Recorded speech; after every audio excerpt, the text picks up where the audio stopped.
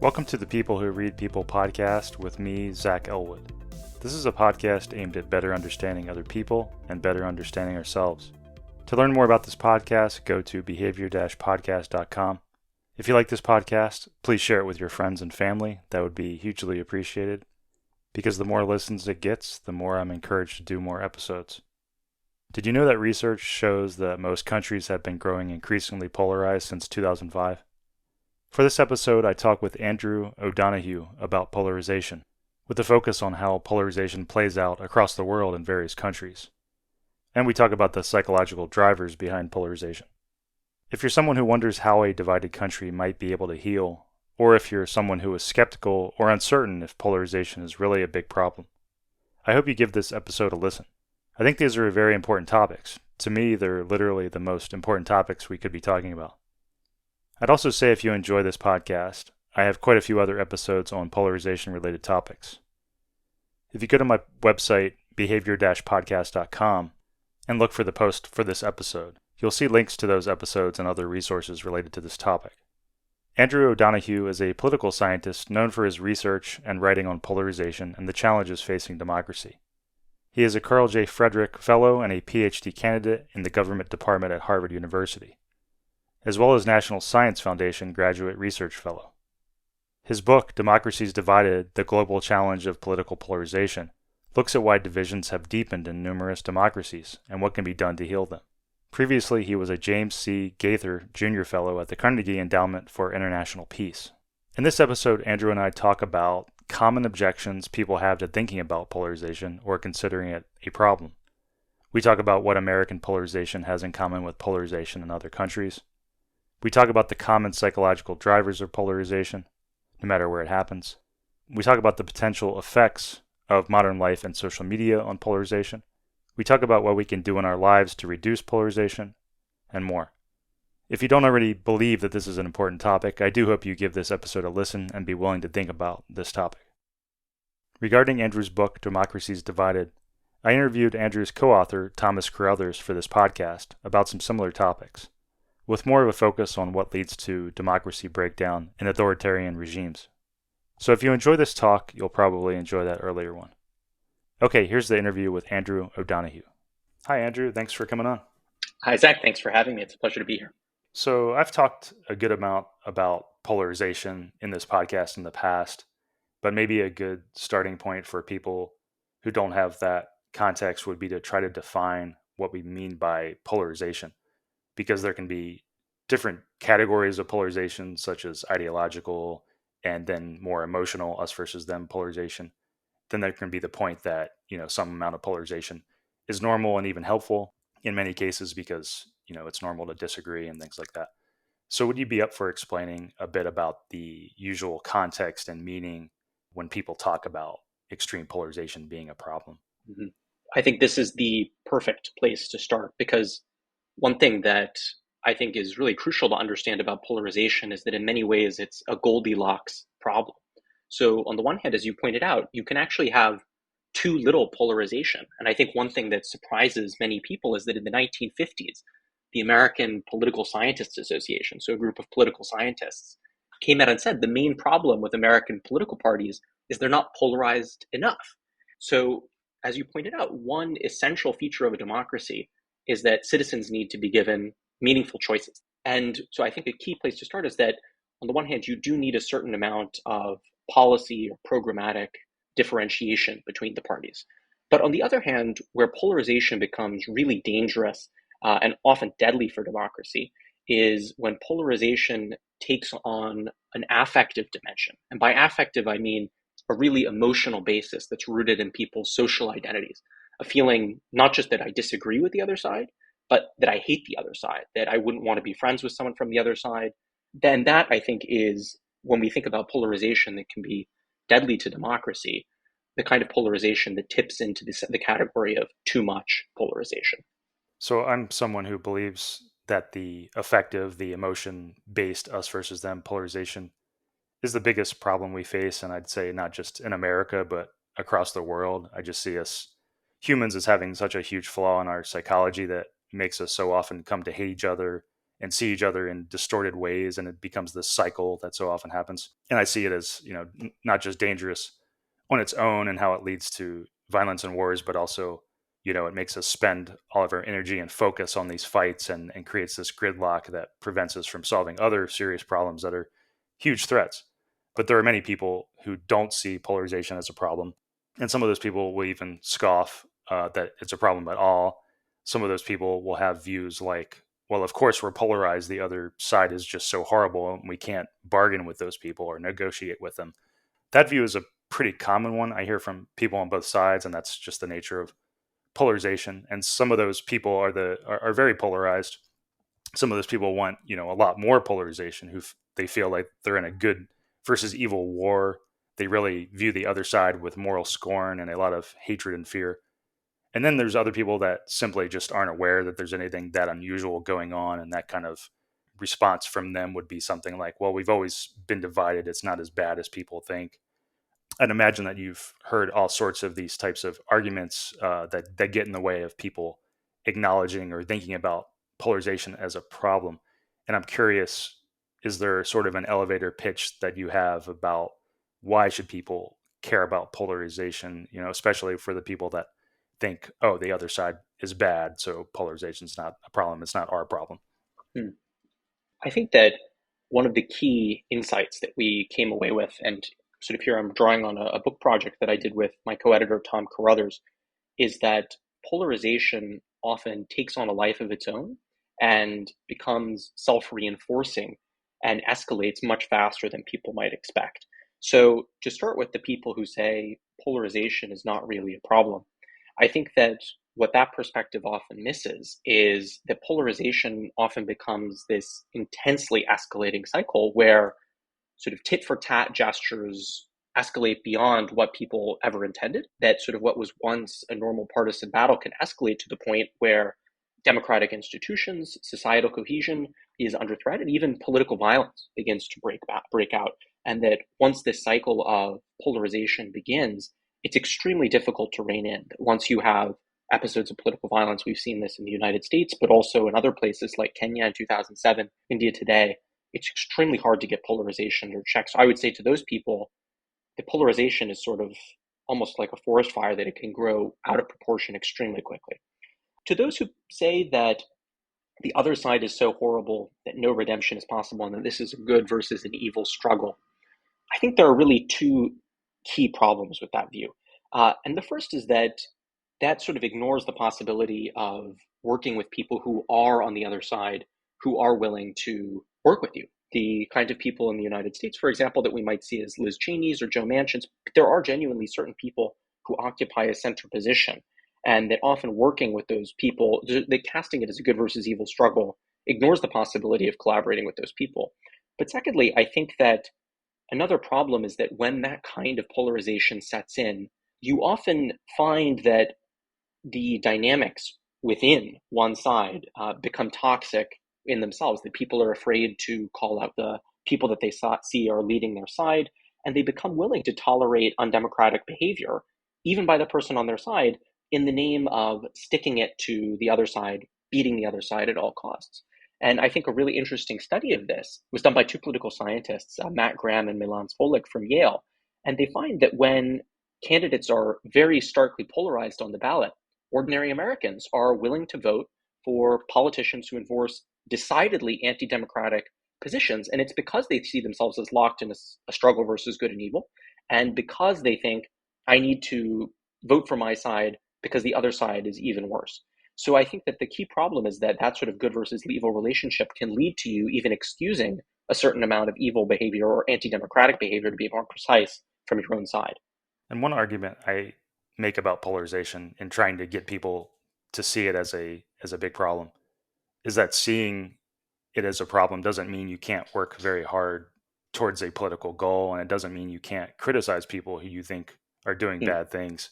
I think for many people, they think that acknowledging polarization as a problem somehow hurts them, neuters them in some way, makes them weaker, or makes them forced to negotiate in ways they wouldn't otherwise. But I think the big point there is that you can still work very hard towards a political goal, but it's about recognizing the divisive us versus them language that really plays a role in these dynamics. And I'm curious if you would agree there that it's about seeing how the language we use, and especially about the entire other group, and sort of like you mentioned, the distorted views we can have of conflating everybody in the other group as being all the same as the worst people in that group, and how that plays into the dynamics and makes the other group more angry, and so on and so on, part of that cycle. So I'm curious, do you think I'm getting at a good point there, that it's about focusing on how we contribute with our language to these divides? I think that's a great point, and that often the framing of these debates is part of what makes issues that otherwise would not be extremely polarizing quite polarizing. But I think that this is sort of one thing that is difficult, is that often for ordinary citizens, the framing of these debates feels like it can be outside of our control. And part of that is because political leaders in many ways set the agenda, and set the agenda deliberately in terms of stark us versus them binaries, because they know that that is effective towards rallying their political base, rallying political support, making their side feel like they are under attack. So I agree that it's I think a lot of it is, and in many ways, it's often possible to reach consensus on certain issues by avoiding that sort of us versus them framing. But part of the problem is that political incentives often lead politicians to frame it in us versus them terms on a very narrow basis, as a matter of political survival more than it is about achieving a concrete policy goal. Right. I think that's a good point about the leaders, the people that are can either be the most polarized people in the group, the political elites, or else they're trying to use polarization, harness it for their own power, and such, or to get things done. I think it can be important to separate how we talk about our fellow citizens from how we talk about the political leaders or specific people. And I think that's a big part of how our language plays into this, because, for example, say we're angry at Trump and we speak in ways that insult the entire other group, and vice versa Mm-hmm. too, for both groups. We speak in, and so these people, the people that are, amplifying the polarization, are really in the midst of the us versus them battle, can kind of make us speak in ways that insult the entire other group, which, leads into these kind of vicious cycles of us versus them thinking. Absolutely. And one specific example that came to mind for that, I was reading a book aimed at healing America and aimed at depolarization by David Blankenhorn, who was the co-founder of the depolarization group Braver Angels. He also happens to be a scholar of Abraham Lincoln. And in that book, which I can't actually remember, I think it's called something about our better angels or braver angels, the book title. But he talks about how Abraham Lincoln, even when he made very forceful choices, very hard, tough choices, he never used dehumanizing language about his political opponents. And Blankenhorn gives examples of that, about how, Mm. even in the midst of that extreme conflict, he was always cognizant to speak, attempt to appeal to, make rational arguments, make persuasive arguments, and not dehumanize his opponents before and during the Civil War. So that was a really interesting example of what is, what the point is here. It's not like you Mm-hmm. can't make tough decisions and work hard towards things, but it's about recognizing how your rhetoric and the way you behave and speak about the entire other group really play into these things. And I'm curious if you think that's a good example. I think that the evidence is extremely strongly supportive of this idea that both political rhetoric matters, but also the media of communication makes a huge difference too. So, to start with the first point about Lincoln, I think unfortunately what we're seeing right now is the precise opposite, or the mirror image. So, in one case study that I conducted for this, that we conducted in this book, Democracy is Divided, on polarization globally, we looked at the case of Poland. And what we saw was that when the ruling Law and Justice Party, a populist right wing party, chose to make immigration one of their major campaign issues and started really digging in on an anti migrant message, public opinion polling on immigration just changed almost overnight. I think that resistance to refugees increased by 30 percentage points in the span of a few months. So the key thing here is that often these attitudes are extremely malleable, and that political leaders who whip up antagonism or often hatred against minority groups end up changing people's attitudes very quickly. But the second thing is that, as we know, these political messages aren't just being communicated in a vacuum. So I think there are certain media that actually lend themselves very well in the modern era to depolarization. And to your credit, I think podcasting is one of them. There's not really, in the same way that you could have a clickbaity headline, it's very rare to have a clickbaity podcast because we're getting into these issues and they're nuanced. Of course they are. But the problem is that often, and this will be a familiar argument to you, is that social media organizations often amplify the most divisive or angry or emotive messages. And we've seen this in studies where people are actually randomly assigned to delete their Facebook. They're paid to delete their Facebook. And what we find is that these individuals, they become less polarized just by virtue of having been assigned to delete their social media. What's interesting too is that they also become less informed because they no longer can rely on Facebook as a source of information, for example. But so I think that the other key change from Lincoln's era is that the incentives are all structured the wrong way to reward, in many ways, this polarizing rhetoric. That's a good point about how quickly the views in society can change. It's almost as if once we have a certain level of us versus them feelings in a society, it's almost like things can change overnight as far as like how that emotion is expressed, which helps explain why things can change so quickly because it's just such a turbulent environment. So it's like, oh, look over here. Here's another thing for you to be polarized around. Mm-hmm. One big obstacle I've seen when it comes to polarization and the people who don't want to consider it as a problem or even offended that people talk about polarization as a problem, I think people feel threatened by that because the implication is that there's something for both sides to work on. And in a polarized environment, that you're basically acknowledging that both sides can be contributing, and when you do that, it feels like you're helping the other side or hurting your side. Mm. So, when attempting to talk about polarization, you'll hear a lot of criticisms like, "That's a false equivalency. You're making a both sides argument. One side is much worse. That you can't compare these groups." So even trying to talk about polarization can trigger these tribal emotions. Mm-hmm. And it seems like polarization creates an environment where it's hard to even talk about polarization. And I see that as the reason polarization is just so hard to combat, despite it being so ubiquitous throughout history and throughout the world currently. It's like our tribal instincts make us unsuited to even talk about the underlying emotional causes out of fear of hurting our side or helping the other side. And an argument I've made for that is to try to overcome that obstacle is that you can continue thinking one side is much worse than your group while still believing and trying to see how us versus them polarization is a problem and thinking about how these things contribute and thinking about how to reduce it. So I'm curious if you would agree with all that or have anything to add there. Well, I do think that one thing sort of that is a background condition is really crucial. And that even before we talk about this issue of the blame game, both sides do need to factually agree that polarization is a problem. And sometimes that's not even possible. So, in the case of Turkey today, an extremely polarized society where a very sort of illiberal president, Tayyip Erdogan, has relentlessly polarized society, in particular through tactics of repression. One major problem is that his supporters, especially sort of parliamentarians, politicians, systematically deny that there is polarization in Turkish society. And they say this is just the opposition complaining, but there is no polarization. And in those kinds of situations, it's extremely hard for any kind of reform to occur. That in cases where you are actually able to make progress on polarization, often, unfortunately, there needs to be some sort of cataclysmic event that leads both sides to just sort of shake out of it, like a sort of fever, for the fever to break. One example of this that we looked at in the book is Kenya after the election violence in 2007, which killed more than 1,000 people, where civil society, parties from both sides got together in a really serious way to draft the 2010 constitution, which has not been perfect, but has created some institutions in Kenya, as in particular a really powerful Supreme Court, to moderate that violence and to moderate that polarization.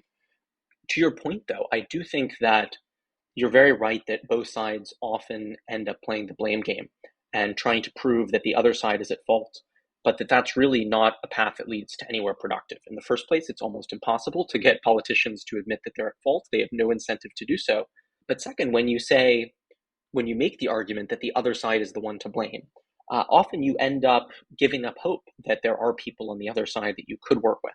And for example, I see this because a lot of people in the United States claim, especially liberal commentators, of course, that the Republican Party is to blame. The Republican Party has radicalized. And what I worry is that those people often give up hope of working with moderate Republicans, the people like Liz Cheney, and they instead target their arguments almost exclusively at liberal or Democratic audiences. And I think that that's the wrong approach. And I think that it's something that often comes out of the idea that polarization in the U.S. is asymmetric, that there's no one on the other side that we could work with. Mm-hmm. Yeah, getting into that idea of, one of the common obstacles or criticisms is the idea that, well, we can't negotiate with these people. And for an example, like on the liberal side, you'll hear we can't negotiate on voting rights, and on the conservative side, you Mm. might hear we can't negotiate, on trans issues with liberals who want to allow mutilation of kids. And to be clear, these aren't my beliefs. I'm just quoting what I hear from both sides. These kinds of things, but that kind of elides over a lot of nuance, because the truth is that unless you want to enter a war, at some level you do have to negotiate. You do have to reach negotiations, because the truth is just that our fellow citizens do believe such vastly different things than us, and we do have to coexist with our fellow citizens. And I think the idea that negotiation isn't possible, or dialogue isn't possible, is exactly part of the problem, because if you start believing that, then the only option left is basically some sort of war. I'm curious if you have any thoughts on those kinds of we can't negotiate types of statements.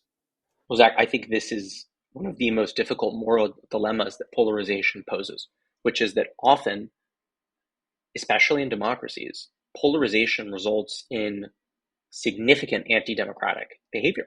Um, and the question becomes whether or not we can, or, within a society, people who stand up for and believe in democratic values should negotiate with decidedly anti-democratic figures. And different societies have struck this balance in different ways. In Latin America, after some extremely bloody and repressive and brutal military dictatorships, civilian governments often thought that the only way that they could rebuild democracy was to give some level of impunity to military torturers, effectively. And there's an argument that people in the left in the United States might make that voting rights should be non-negotiable. The other side is anti-democratic if they're trying to make it harder for people to vote. And I think that that's a balance that different democratic societies strike in different ways. There's no one right answer to that question of whether or not it's appropriate to negotiate with a side on the other side that is flagrantly violating democratic rules, and potentially, in cases of dictatorships, engaging in human rights violations. A small note here, in case it came across that I was acting like voting rights were trivial or something that we could easily compromise on. It's definitely a serious topic, but I think there's a lot more nuance even in that area than many people are aware of. For example, the fact that with all the anger around Georgia's voting laws, it's still easier to vote in Georgia than in quite a few other states, including some Democrat majority states. This is not to say that voting restrictions are not a problem and there's nothing to worry about, but just to say that it's possible to see some of the rhetoric around that topic as exaggerated in a way that makes it harder to have helpful conversations. And for another example, a majority of people, including a majority of Democrats, are shown in surveys to support requiring ID to vote. This is just to say that sometimes the issues we think are clearly a case of good versus bad can have a lot of nuance and a lot of room to make both sides happy, or at least both sides equally unhappy. And the more we talk about these issues as good versus bad and binary, and the more we act as if the other political group are completely irrational and incapable of discourse, the more we'll accentuate our divides. But obviously, there are no easy answers, especially the more polarized and high conflict a society becomes. Okay, back to the interview. Yeah, there's definitely no easy answers. The more these things get worse, I think that's what makes these things Mm-hmm. just so hard to talk about, because there's always going to be a range of responses and views of what the proper responses are. Mm-hmm. And can I add one point on this? I think that I want to be extremely clear here, which is to say that I don't think that reducing polarization is necessarily an end in itself, that reducing polarization should always be the goal of democratic activists and organizers. And I think that the best example of this is that pushing for democratic change, especially bringing new groups into politics, is often highly polarizing.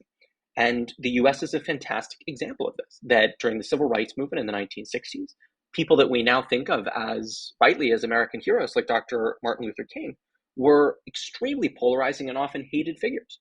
And so this is a pattern that repeats itself in other democracies that have serious democratic deficits. But often overcoming those deficits, especially of exclusion, can be a tremendously polarizing process and often violent. Yeah, it's definitely not easy to talk about these things, and I would say, when it comes to practical takeaways, if I had to sum things up about how I see it, it's like aiming for depolarization is about thinking about the distorted ways that we speak about the other group and looking for ways to reduce that. It doesn't mean, not Mm-hmm. criticizing or not working towards things. I think it's just thinking about all the distorted things that we say, like on social media, like this group is X, and being aware that we can often make the same arguments, but make them in a way that is more persuasive to the other side or towards the people in the Mm-hmm. middle. I think that's the practical thing to me is focusing on like how we speak and really thinking about how we might be contributing. I think that's a valuable framing. That polarization, it certainly in those cases should not be gratuitous, as you're pointing out. That conflict is not necessarily bad in a democracy, but it shouldn't be in this way that distortively demonizes the other side. So you've studied polarization around the world and how it happens in many countries, how it plays out. And I've read that polarization has been rising in most countries since 2005. And maybe you could give a brief overview of that research and tell me if that's an accurate summary of the way things are in the world currently. And I think that sort of this is a key argument that my co-editor Tom Carruthers and I make in our book Democracy is Divided, is that polarization isn't just an American problem, it's a global one. That in many ways, polarization in the United States stands out in terms of how old it is. That we argue that polarization has been really gradually intensifying since the 1960s. But that if Americans take a broader view, we have a lot to learn from other countries. Because polarization is genuinely tearing at the seams of democracies globally. Countries like Bangladesh, Brazil, India, Poland, Turkey, Venezuela, all of these countries have experienced really sharp affective polarization around deep identity divides. So, to your first point, I think it's absolutely true in sort of survey data run by the Varieties of Democracy Project that polarization appears to be an increasing trend. And scholars have, of course, debated the causes of that, whether it's globally applicable forces like social media or more particular domestic forces like the rise of populist or illiberal leaders. But one thing that I would point out, thinking in global terms, is that the more in the book we looked at the experiences of other divided democracies, the more we realized that US polarization is extremely unusual and extremely worrying. So, the first thing that was unusual, and I've mentioned this, is that polarization in the United States has been accumulating for a very long time. Today's divisions date back at least to the 1960s, so 60 years, and most other cases of polarization are much more recent in origin. And another thing is that the US affective polarization is extremely distinctive in that it combines a combination of ethnic, religious, and ideological divisions. So in many other countries, polarization really hinges on one of those key identities. So in Kenya, it's the division between the Kikuyu and Luo and Kalenjin and other ethnic groups that often drives polarization. In Turkey, the polarization is in particular rooted around Islamist versus secularist conceptions of Turkish national identity. But in the United States, this is something that we as Americans don't often think about because it's the air that we breathe. Ethnic, religious, and ideological divisions really interlock in a very powerful way that we call sort of the iron triangle of polarization in the United States. So, on the one hand, the US is part of this global picture of rising polarization, but there are reasons to be, in particular, very concerned about the United States. So obviously, every country is unique with its own issues and different types of governance and different personalities, to name a few Mm-hmm. factors. But I'm curious if you see the underlying human psychology, the group versus group psychology that arises. Do you see it as being pretty much the same? I do think that polarizing leaders often appeal to very similar types of social identity divides, and that this division between in group and out group is deeply rooted in human psychology. I think that the social or emotional bases that leaders appeal to is often different. So there are different kinds of ideologies, for example, that leaders appeal to on the left or on the right. So there's certainly it's polarization isn't of all the same flavor, you could say, in every different country. But I think that these divisions appeal to deeply rooted human impulses. And I mean, you need to look no further than how much people love sports teams and how much we get sort of emotionally attached to a sports team. And, the stakes are so low, or, in practical speaking terms, for me, whether or not the Yankees win, but we're just emotionally attached to our group. So I think that this desire for this groupish tendency in human life is just an incredibly powerful force, and mobilizing that into political conflict, of course, supercharges this us versus them divide, because often so much is at stake in terms of policy, resources, and status in a country when these polarized divides are mobilized. Would it be accurate to say that if there are a good number of people in a country that have high poverty and don't have much to eat, that might be, seems to me like it might be a separate kind of emotional, psychological thing going on, like a different class of polarization if you've got those kinds of things, leading to polarization versus like countries that are doing better financially and such that come to be very polarized. Is that accurate to say? That's very interesting. When we in this book, Democracy is Divided, we looked at 9 different countries that are, along a very broad spectrum of the income distribution. So extremely wealthy countries like the United States, more middle income countries like Poland and Turkey, and then also lower income countries like Bangladesh and India. And we didn't find actually that sort of poverty or the relative level of income in these countries made the difference in terms of shaping the variety of polarization. But what we did find is that often it's not the amount of income that makes a difference, but rather a sense of relative deprivation that precipitates a sort of a cycle of anger against the political class, which is not the same as polarization. But 2 great examples of this are Turkey in 2002 and then Venezuela in the late 1990s.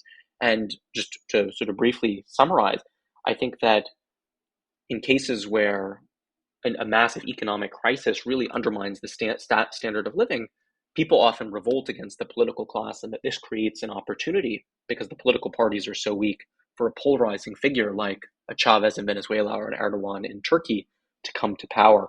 So I think that really the key is often a relative decline in living standards brought about by an economic crisis. It doesn't necessarily cause polarization, but it can weaken and debilitate existing political parties and create the opportunity for a new polarizing force to come to power. When it comes to comparing the polarization in the United States with other countries, either of today, in countries today, or countries in the past, are there certain countries, other nations that you see as somewhat similar in terms of how polarization is playing out here? Absolutely. So to begin, as I mentioned, I do think that US polarization is extremely distinctive. But I think that as the US starts looking for ways to manage our divisions, we need to be thinking about comparative cases. And sort of 2 countries in particular come to mind. The first, perhaps surprisingly for many Americans, is the Latin American country of Chile during the 1970s. So Chile, I sort of many Americans may not know, was the model poster child for democracy in Latin America in the 1960s, the 1970s. It was seen as having one of the most effective rule of law systems, the most stable democracies, one of the most prosperous economies. And polarization ripped Chilean democracy apart. In the specific case of Chile, actually, the United States was involved in fomenting the 1973 coup d'etat. Second, I think that other countries that are similar are often Eastern European cases like Poland and also Turkey that combine this ideological polarization, often with religious or ethnic tones. And I think that in these cases, one of the unfortunate lessons is that polarization can often totally overrun the rule of law institutions that we think will keep political competition in bounds.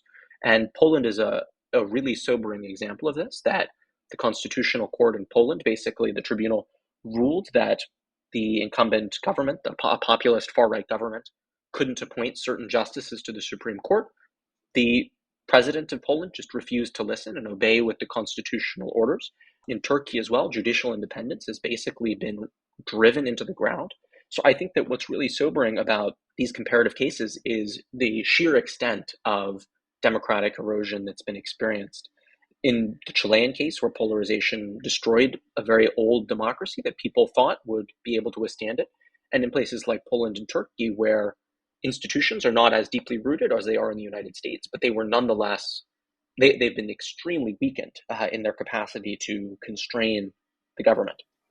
One thing I've wondered is, you hear a lot of examples of right wing authoritarian countries that have resulted from polarization. And I know it can be hard to exactly quantify things in those terms, but I'm curious, are there well known examples of more associated with liberal or left wing polarization and authoritarianism? Like, is Hugo Chavez, is my understanding, he would be categorized as a left wing populist? Is that accurate? And if that's true, are there other examples like that? Yes, and in fact, perhaps surprisingly, the Latin American political scientist Sebastián Mazuca has argued that polarizing left wing populist parties are in many ways more dangerous for democracy than populist right wing parties. So that is to say, given the fact that you have a populist party that's come to power and wants to erode your democracy, would you rather it be a far right party or a far left party? Perhaps counterintuitively, Mazuca's point is that left wing parties that came to power, like Chavez in Venezuela, but also the Sandinistas in Nicaragua, Evo Morales in Bolivia, that because these left wing parties sort of centered their political message on expanding state programs, expanding resources, including cash transfers to the poor, built up the state apparatus in many ways by investing in new social programs, these regimes turned out to be quite durable in terms of staying in power because they were providing lots of resources to voters. And those resources ultimately became a certain form of clientelism or a tit for tat. We, the Chavistas, are going to give you the resources in exchange for votes, that this became a sort of mechanism through which they stayed in power. So I think that there are certainly examples of sort of left-wing governments that have moved towards authoritarian politics.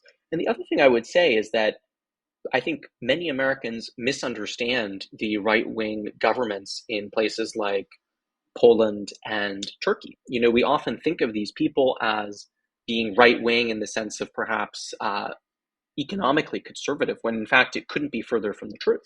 That the Law and Justice government in Poland, the Justice and Development Party in Turkey, both of these right-wing parties are conservative on religious issues, for example, but they spend a ton of money. They dole out patronage. They provide, support for new families, child allowances, these kinds of things, and that is a huge part of their appeal, which is that they give a lot of money to ordinary citizens, and especially to their supporters. So I think that there's sort of a mixed picture here, and that the story isn't totally one of right-wing governments eroding democracy, that in many ways it's a more complex one. So I've been pretty surprised and maybe even shocked at how little polarization as a concept is discussed by politicians and journalists and pundits and such. As we've discussed, it's such a super common human dynamic and happens to so many countries, and yet it barely seems talked about outside of academic world, or a few people that are interested in depolarization. And I think that gets back to what we were talking about, how polarization creates an environment where it's hard to talk about polarization. But I'm curious, if do you think, if we took the approach of trying to get more people to talk about it, and treated it as, that is a valuable thing to promote, and got more people talking about it, do you think that's one way to combat and lower the temperature on these things?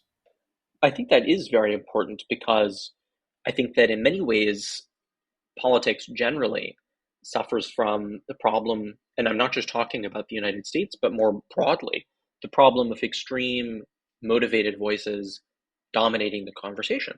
So, to take a very concrete and tangible example, gun rights in the United States, there is a very broad majority of Americans who support universal background checks or some form of background checks before purchasing, especially the most lethal firearms. But you very rarely hear from the ordinary Americans, and I might say, let's put you in that position, Zach. You may be a gun rights advocate or a sort of a gun control advocate. I don't know, but my point more broadly is that on issues where there is actually mass agreement on an issue, one problem is that the extreme voices tend to dominate. So this is, for Mm-hmm. example, groups like the National Rifle Association or NRA, which is a very loud voice speaking up for the maximalist position on the right to own and bear arms. Mm-hmm. So I think that part of the problem that you're very astutely pointing out is that these voices in the middle, people who care about depolarization, who care about a more centrist politics, are often drowned out in conversation by people who have very specific policy demands, because people who care very deeply about a specific policy, whether it's, for example, a total ban on abortion or a total ban on a specific type of lethal firearm, those voices tend to dominate the conversation much more than people advocating for lowering the temperature in the room. Mm-hmm. And it might be obvious, but even aside from the depolarization attempts, the people aimed at depolarization, it seems just even trying to have that conversation is so hard, even just to broach that subject, and I guess maybe it's related. It's all related. You can't talk about depolarization. You can't talk about polarization, but it's just so strange to me that it's such a common human dynamic, and so Mm-hmm. obviously inside of us for us to behave this way, and so common. But it's like, why don't you see people talking on the Mm-hmm. news about, journalists talking more about, oh, this is similar to other things that have happened throughout history or happening now throughout the world. It's just we have kind of this almost like, some people have said it's due to our sense of American exceptionalism that we're different. But I almost think it's just due to how polarization works, because any polarized environment, any polarized society will always see its own issues as being unique and important and not really related to these other things that have happened to other people. And that's what's so pernicious about polarization, because it feels the thing you're going through is so important, it's so life or death or whatever, and that is what makes it so powerful, that it's not relatable to these other things, even though they've happened a million times. I think that's a crucial point, that, you know, in many ways, every country is dealing with its own struggle over national identity. And what we find looking across different cases, polarization, is that really often the core of the issue is fundamentally different conceptions of national identity. So different ideas of India, for example. Is India a secular country, or is it a Hindu nation? In Turkey, is Turkey an Islamic country first and foremost, or is it a secular state? In the United States, what should the role of religion be in public life?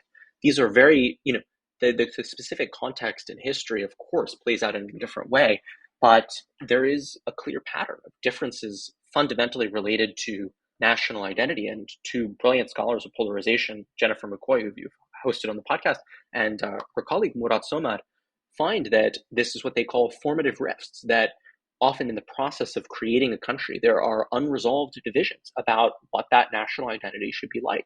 And that is a sort of something that every country grapples with in its own unique way.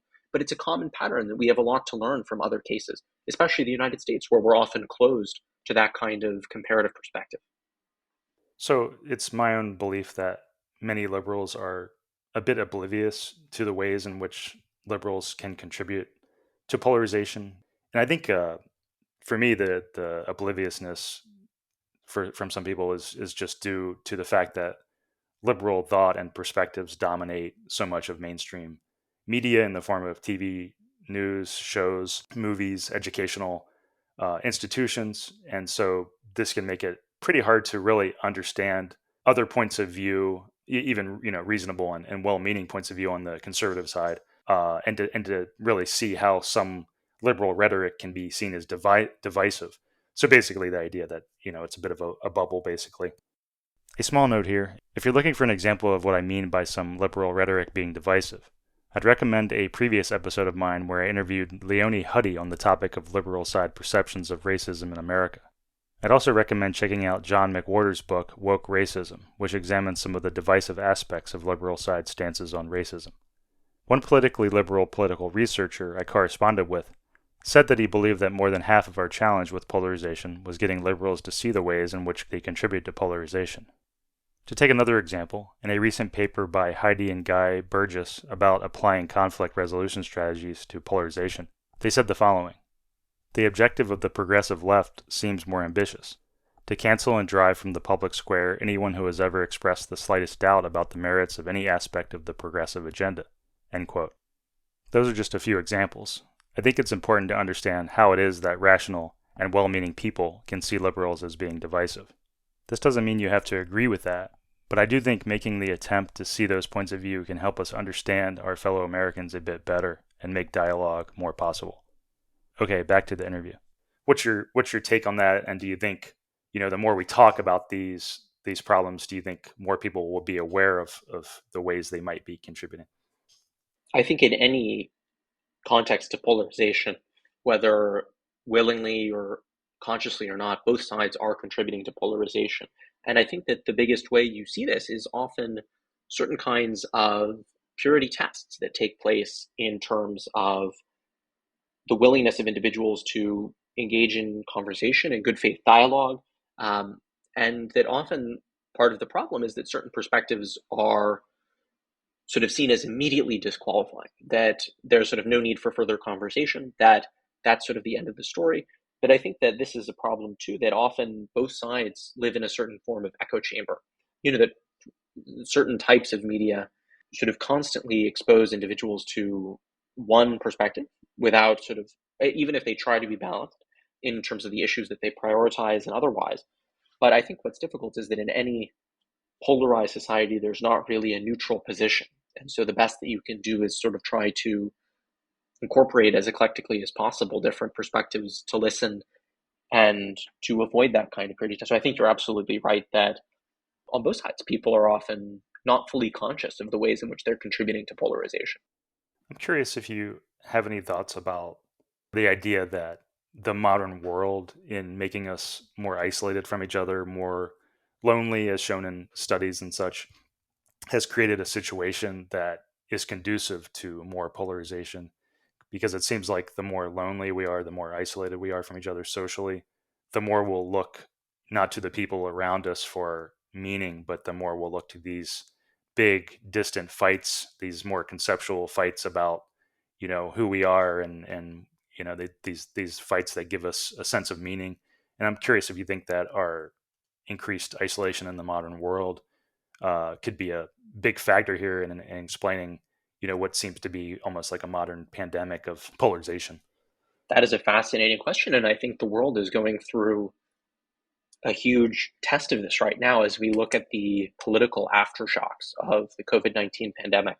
Sort of what did that increased isolation and loneliness do to people's political preferences? And I think that there is evidence, as you pointed out, that loneliness can shape political preferences in that way. But sort of loneliness can also be demobilizing. It can demobilize people politically. People become less politically active, or in the terms of political science, they have a lower sense of efficacy or a feeling that they can change the world, get involved in politics, for example.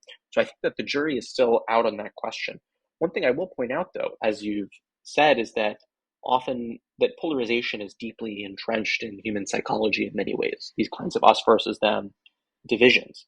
And so I think that what has changed is not necessarily perhaps that people are more lonely, but that they have much greater access to people who are willing to spread deeply polarizing messages.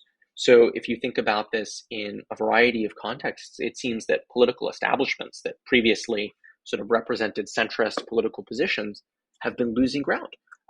This is partially because of media control, the way that social media has increased the ability of new politicians like a Trump or a Bolsonaro in Brazil to spread polarizing messages and circumvent the new usual channels of the media like TV. But it's also the way that people like Trump and Bolsonaro are able to crowdsource funds as part of their campaign. So I think that part of the modern world's effect has also been that political parties that were once moderators of democratic discussion are becoming less powerful and less capable of shielding us from or constraining the most polarizing voices in the system. Mm-hmm. Yeah, that gets into something I think about a good amount, which is, we often talk about like the role of social media or the role of media or whatever. And I think it's a mistake to view social media as like this separate thing from all the other technology and media Hmm. that's been in process for decades, cable TV and all this stuff, the internet in general. And to me, it's like, it's just this amplification of information load, these messages flying all around us. We're bombarded in the modern age with messages, with information. So it's almost like all these things are just an amplification of what humans do in the first place. So, we already clearly have the capacity to be polarized, pre high technology. But then you add in basically like this accelerant, this amphetamine of human Mm. experience, these messages flying everywhere around us, and it allows us to like build these perspectives, these narratives, these us versus them narratives, just that much more quickly because we've got all these messages flying around. So it's almost like I really see these things as just an accelerant of Hmm. human social interactions, whether that's, that there's good aspects of that obviously, and there's dark aspects of social psychology, so it's, Hmm. that's how I view it. I'm curious if you have any thoughts there. No, I think that's exactly right. That in many ways, social media is the intensification of a previous trend toward the diversification of the media landscape. That the rise of new cable channels like Fox TV, for example, represented in the late 1990s and early 2000s, and a broader symptom of a world in which political establishments have much less control over who is going to be on the ballot, who's going to be the president. Mm-hmm. This is great. I think we covered a lot of things. Is there anything else you'd like to mention that we haven't mentioned? Just that I think podcasts are a great medium for deconstructing or rather pushing back against polarization. It's great to have a long, thoughtful conversation. So thank you, Zach. Thanks, Andrew. That was Andrew O'Donoghue, co-author of Democracies Divided. And just a reminder that I interviewed Andrew's co-author, Thomas Carruthers, in an earlier episode. And just a reminder that I have other polarization-related episodes. If you go to my site, behavior-podcast.com, and look at the page for this episode, you'll find some links to those. If I had to recommend one episode, I'd say check out the recent interview with Thomas Hornsey, where we talk about group psychology and polarization and persuasion. I also wanted to say that it's hard to talk about these topics. It's hard to talk about polarization because by talking about it, you touch on such controversial and emotion-producing topics. It's a bit like walking through a minefield because no matter how careful you are to speak in persuasive or bridge-building ways, in a polarized society, there will be a good number of people on both sides of an issue who will take offense at the things you say, who will hear something that angers them and say, "These depolarization people are clueless. They don't really understand what's going on." Personally, I've experienced people on both sides filtering the things I say through the worst possible interpretations, essentially sifting through my language for signs of insults to their group or signs of having hidden malicious motives, or just of being clueless and oblivious. I mention this just to say that hopefully you can see how for a society to get better, it might require more people to try to overcome our emotional reactions a bit more, and listen to more viewpoints, and try to see the well-meaning motivations and goals of other people, and examine their ideas. And sometimes those ideas will at first seem strange or insulting or oblivious to us, but sometimes they'll make more sense the more you think about them, and see how they can be practically applied. This has been the People Who Read People podcast with me, Zach Elwood. Again, if you like this podcast, please share it with your family and friends, or leave me a rating on Apple Podcast or Spotify. Much appreciated. Thanks for listening. Music by Small Skies.